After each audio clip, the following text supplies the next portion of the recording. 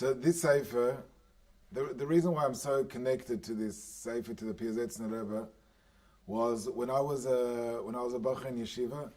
So I was in a Litvish yeshiva, but there was a friend of mine, one of the bachrim there in the yeshiva. They had this sefer, the Choves HaTalmidim. They had an English translation of it. It was published by Aronson there at the time. Anyway, I didn't go to Seder. I didn't go to classes for 2 days. I just took a sickie, and for 2 days I just read the book from cover to cover, and I was just blown away. I just like this. I felt like the Rebbe wrote this book, this sefer, for me. He starts off, this is right up my alley, but he starts off the whole sefer. Ashrecha nari Yisrael ve'ashrei chelkecha. Happy are you, young man, who's in your portion. Es ha-Torah or Hashem lilmoid zechisa. You've been zoicha to learn the Torah of the Rebbe Shalom. Liyos ben Shashua ben Rechumoy. You're like the beloved, dear son of Hashem, Alisa. Malchei Elyon yekanucha af yekirucha. The Malachim are jealous of you, and they hold you dear. V'sarfei kel alecha yismehu, ve'oischa yechabdu. And they hold you precious, and they mechabed you. Hashomayim utzva ma'aretz umloya alecha yismechu lefnecha yichnu. The Shemayim, all of the Shemayim, the heavens and the earth, are humble themselves before you. V'zeh el zeh shoyalim, and each ask themselves, Mihu anar asher amudei eish kodesh mipiv mizborim. Who is this young child who the fire, holy fire, is coming out from his mouth? V'adon olamim ramal kol haramim mipnei hamoin tzevov v'rivois kedoshim boi mispar v'itoy sameach. And that the Eibush is so happy with this kid, with this.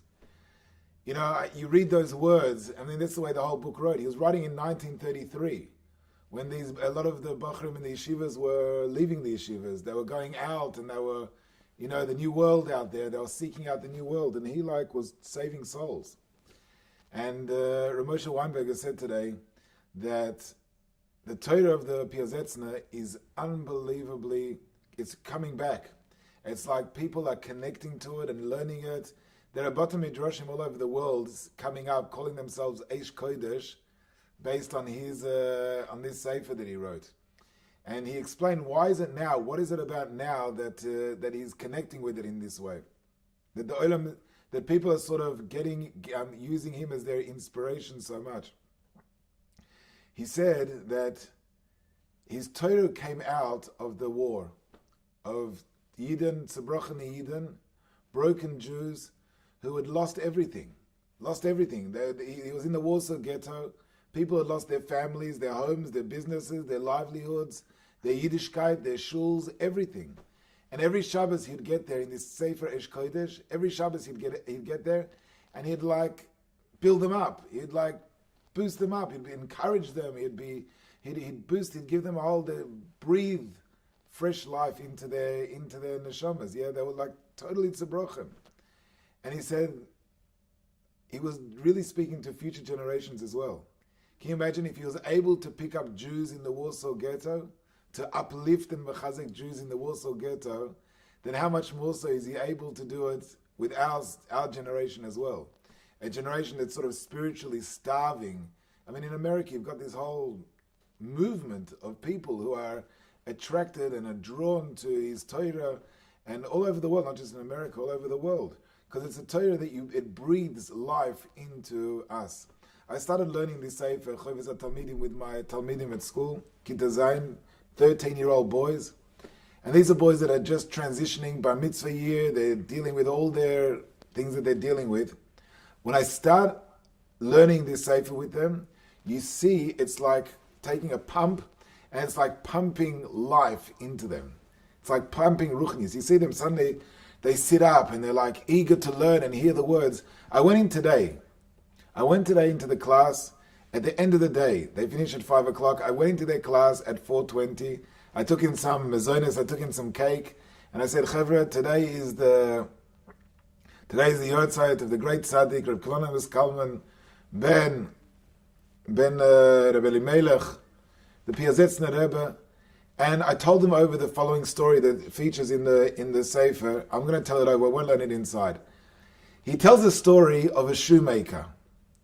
And he tells the story of a shoemaker during the war, and he lived on the crossroads.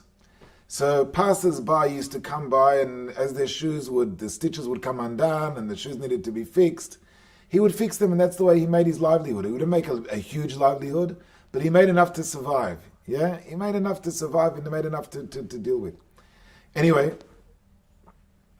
the war came, World War I came, and people stopped coming backwards and forward. There was less people coming forward, back. There were less people, less business. And his parnasa went, and it got to a stage where he didn't have enough money to support his family. He had no money. This shoemaker was a very special man. He used to go into the forest, in the surrounding forests, and daven to Hashem always. Anyway, one day there's no bread at the home.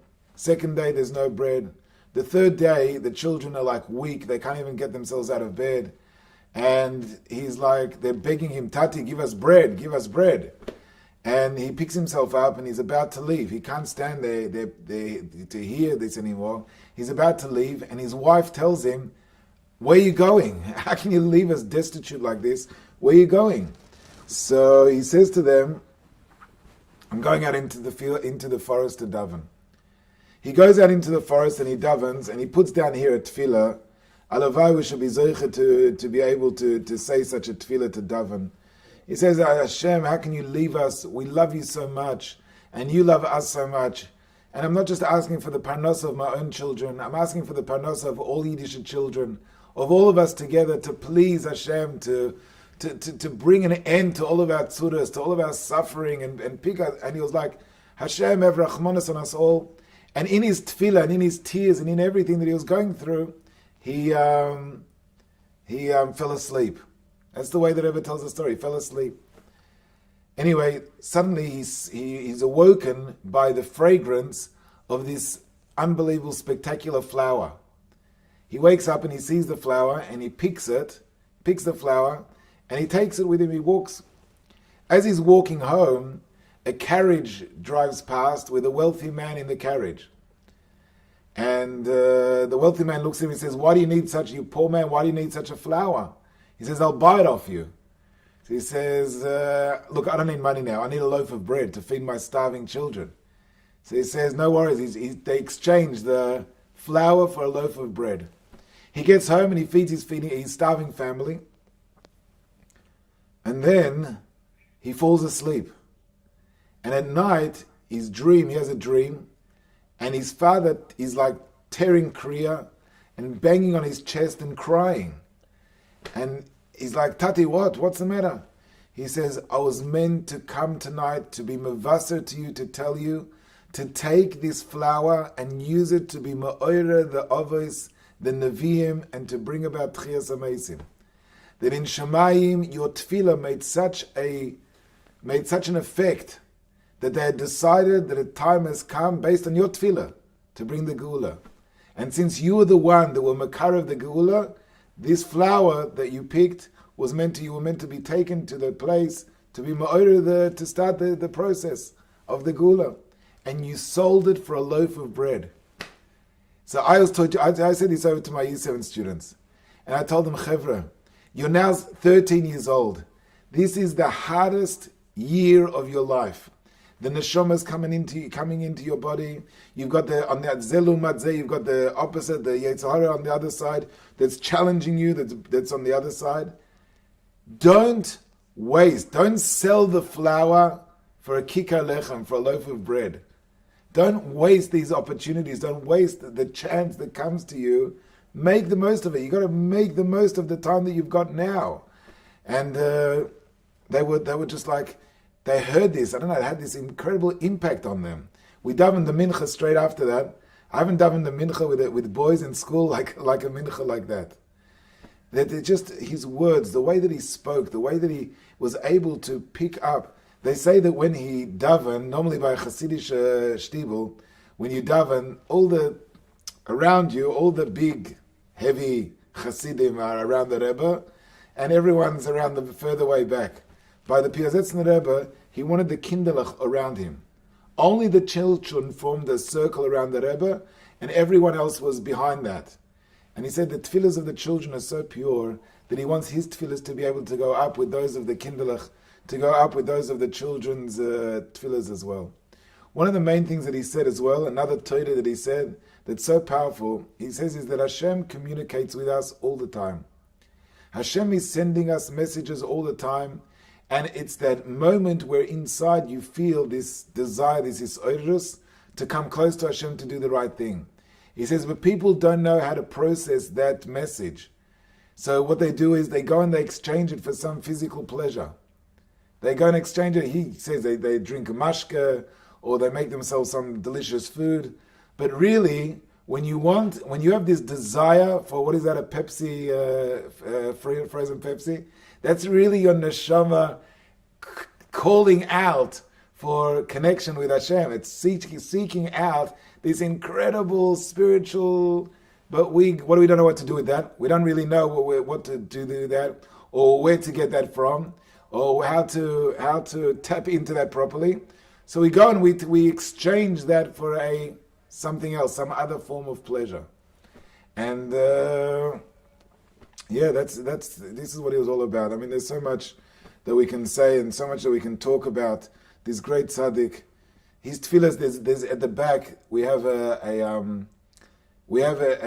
he left a diary. I mentioned, I think, on the Sukkah Shir, we have a diary of his where he talks about just personal entries of the things, the challenges that he was going through and what he was experiencing. And he writes there, maybe we'll finish with this, he writes there that every birthday that a person has, you should write down goals or things for yourself, what you want to achieve by the next year. Things that you want to sort of achieve by the next year. And he says that if you do not live up to those expectations, if you don't live up to those goals, it's like a year not lived. It's like a year that you haven't lived. He has another entry there that he has decided to stop davening. He thought that he should stop davening for long life.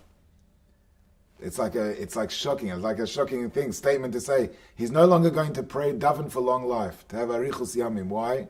Because he had an old man, a chassid came to him, and this chassid came to him and told him he's got nisyones, gefährliche nisyones with kedusha. He was an old man, 80-year-old man, gefährliche nisyones with kedusha. So he thought to himself, he says this in the diary entry, that I've always thought that the older you get, you work on yourself, whatever it is, these temptations sort of become subdued over the years. But he writes there that if a person doesn't work on them and doesn't actively control his taivas, doesn't actively work in Yonei Kedusha, in things of Rochnius, and he just expects it's just going to happen and then die down, what happens is, as a person ages and gets older, the koyach to hold back, declines as well. And what surfaces is things that a person hasn't worked on throughout their lifetime begin to surface, and you don't have the koyach anymore to fight it. When you're younger, you've got the koyach to fight it. There's an incredible, the passion is very strong, but on the other hand, there's the koyach to rein that in and to control it. He says that the younger years, a person must be proactive in working and refining oneself, so that when they reach that stage in their life, they've already mastered it to a certain extent. They've mastered these things and then able to progress on. These are the Torahs that he said, the Torahs that spoke to the heart, the Torahs that emanated from so deep from his leiv, so deep from his heart, and that's why these Torahs that come out from the heart of a tzaddik, they sort of ripple on for generations and generations and generations. They pick up Yidden. Can you imagine? He wrote this in 1933. He wrote in 1933, here at the beginning of Choves HaTalmidim, every parent should read this. There's an English translation of it.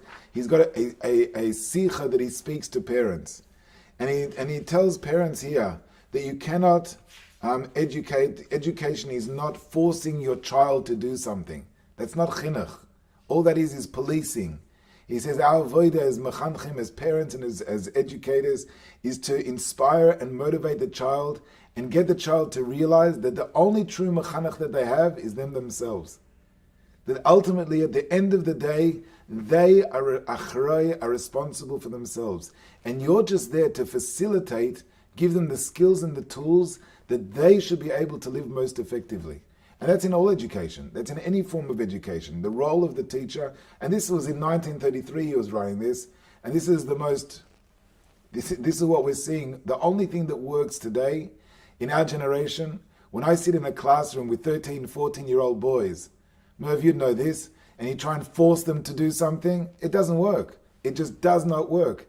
But when you give them a sense of that when you give them a sense that, I'm not here, I can't force you to do something. If you're not going to take ownership and responsibility and accountability for your own life, it's skills that you're going to need for your own life. And only once they get that recognition, once they toifus that, are they able to then move forward. And then they look at us not as an adversary. Once we get them to understand that, they don't look at us like an adversary, someone who's coming to control them and rule over them, but someone who's just there to facilitate, to help them, and to help them rise and achieve their potential. That's what he was writing about. That's what this tzaddik was writing about. That's what speaks to me. That's what I wanted to share with you tonight, just a few personal anecdotes and some stories and the chizuk, and Hashem should help that schusi again aleinu. I just look at that picture there, and those eyes just, I don't know, I just look at it, brings me to, I can look at that photo, study, meditate on it. I just look at it, I just feel like I was there. I was his Talmud a few years ago. I just feel like maybe I was one of his Talmidim in that yeshiva, and who knows what I went through at Gilgulim and where we went through, where we are. But I just say, I look at him, and he's just looking right at me. And whenever I need chizuk, whenever I'm going through a hard time and I need chizuk, I just open the Choves HaTalmidim, Achsharis Avrechim, Derech HaMelech. I open the thing at the back, the diary at the back, and there's always an opportunity to find something to be mechazik and be mesameach, and help me refocus and realign with what I'm going through. So thanks for joining me. Just short and sweet tonight. Just wanted to share that. Schusi again aleinu v'al kol Yisrael. We should be zoicha to the emes hagula b'mheira v'yameinu.